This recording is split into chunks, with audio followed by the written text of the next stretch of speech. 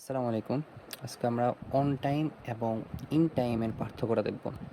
এটা খুবই সাধারণ একটা পার্থক্য, তবে আমরা অনেকেই ঠিকমতো বুঝতে পারি না। কোনো কাজ একদম সময় মতো হয়েছে, একদম এক্সাক্টলি যেই সময়টা দেওয়া আছে ঠিক সেই সময় সম্পূর্ণ হলেই আমরা অন টাইম ব্যবহার করব। The train arrived on time. ট্রেনটি একদম সঠিক সময়ে পৌঁছালো। মনে করেন ট্রেনের সময় ছিল ৬টায়, ঠিক ৬টা বাজে ট্রেনটা আসছে। আর he always gets to school on time. সে সবসময় নির্ধারিত সময় স্কুলে পৌঁছায়।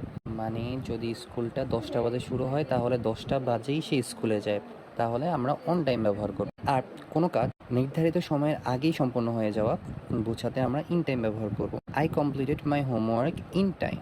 আমি নির্দিষ্ট সময়ের আগেই আমার হোমওয়ার্কটা শেষ করে ফেলছি, তখন সেটা আমরা ইন টাইম ব্যবহার করব। হয়তো আমার হোমওয়ার্কটা জমা দেওয়া হলো তো 2 ঘন্টা পরে, আমি 1 ঘন্টা আগে জমা দিয়ে দিছি বা শেষ করে ফেলছি। He gets to school in time.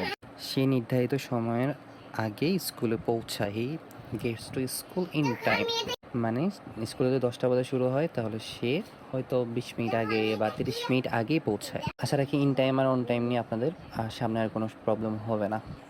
কোনো প্রশ্ন থাকলে আমাকে করতে পারেন। ধন্যবাদ।